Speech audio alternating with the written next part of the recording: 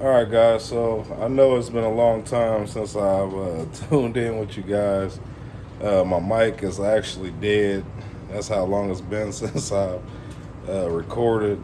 Um, but I'm finally back in the fish room. I had a lot going on trying to do this rebuild and just take care of some personal things that I had going on.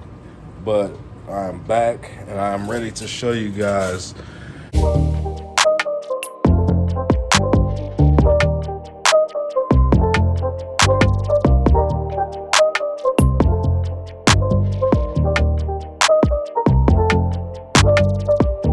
Alright guys, so as you can see, the fish room is finally complete as far as the things, all the tanks being in place where they need to be. I actually got a lot of stuff going on. I'm not going to show everything right now. You guys are going to have to catch the next video to see exactly what's going on. I've added about 100 fish to the fish room. So I'm going to show you guys all that stuff in the next video. But for this video right now, I'm just showing off just the tanks and stuff that I got, where everything's set in place. Everything has been up and running now for about probably about a month now, maybe. So I got some let's see, I got some new fish for this tank. I rescaped that tank, which I can actually show you guys that tank right now. So it is a little dirty. The glass on the back is a little dirty.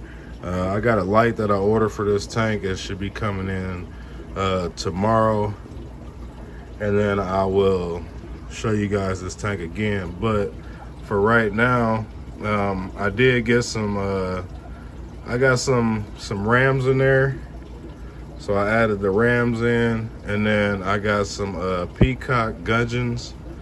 I'm not sure if you guys know what that is, but I will pop up a picture of those guys. There's one right there, and then there's one sitting in that hole right there. I'm not sure if you guys are gonna be able to see that or not, but it is sitting in that hole right there, and is the male. He's sitting on some fry right now. They have start breeding and stuff in there. So I went ahead and rescaped this tank. It's a 20-gallon long. I went ahead and put some crypts over here in the back. Then I rescaped the dragon stone, and then I just put in a bunch of Monte Carlo down here, which is a carpeting plant, and then I just used the fluvial soil as far as gravel. So I went ahead and used that, just so it's pretty much just a dirty tank, and I'm just gonna see where it takes me. Then I put a crypt over there. So I got a lot going on down here. I got a bunch of new fish down here.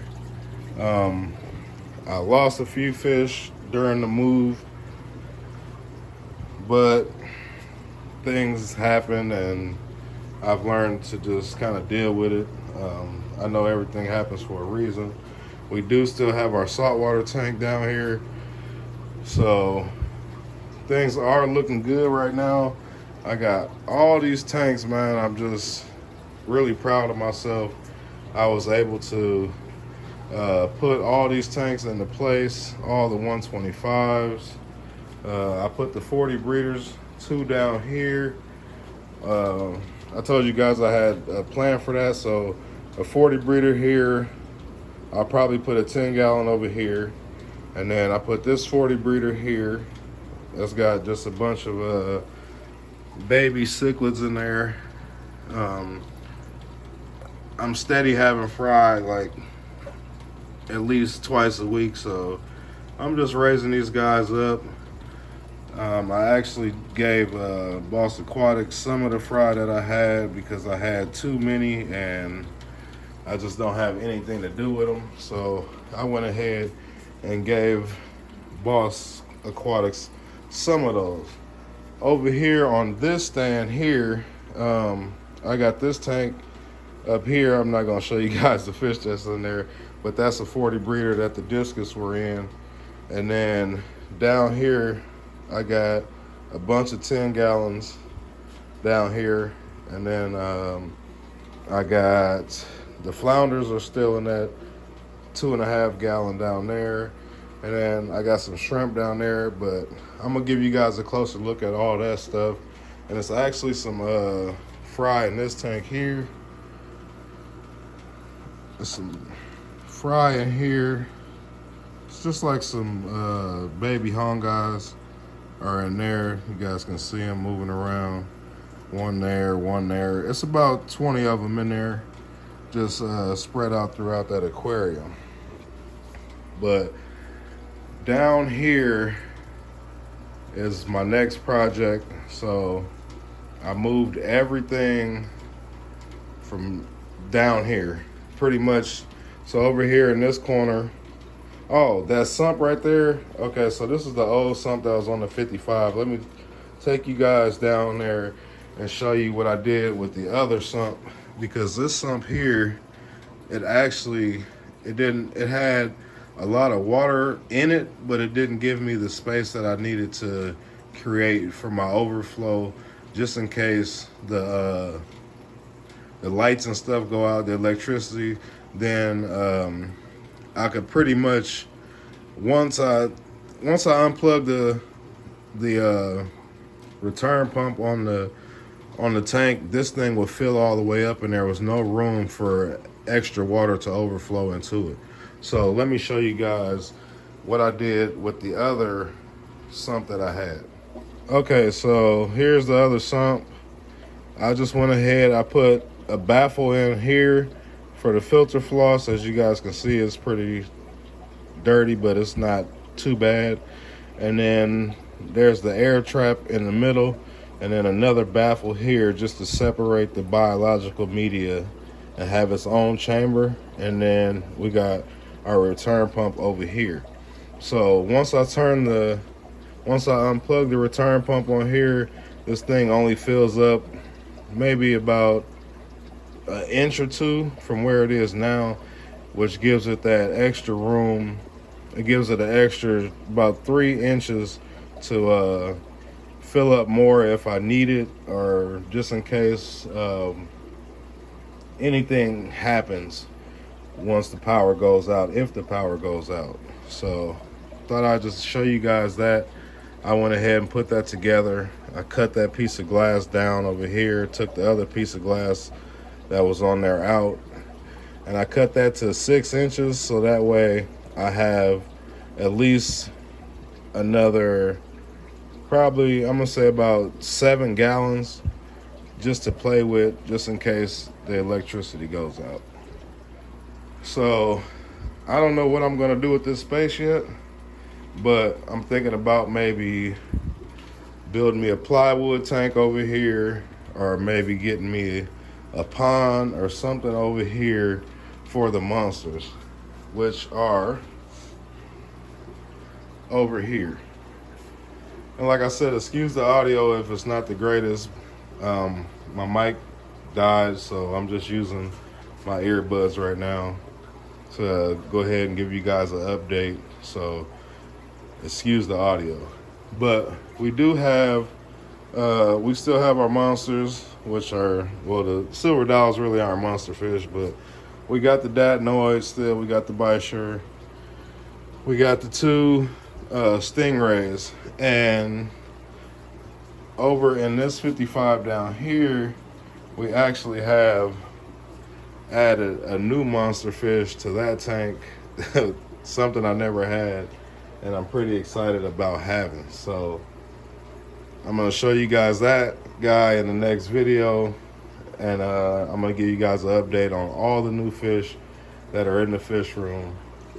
So make sure you guys tune into that, and I will not, I won't make you guys wait for a long period of time, because I'm getting back into the groove of things and I'm ready to make everything happen. So I am pretty happy with the way things are coming along. Things are looking good.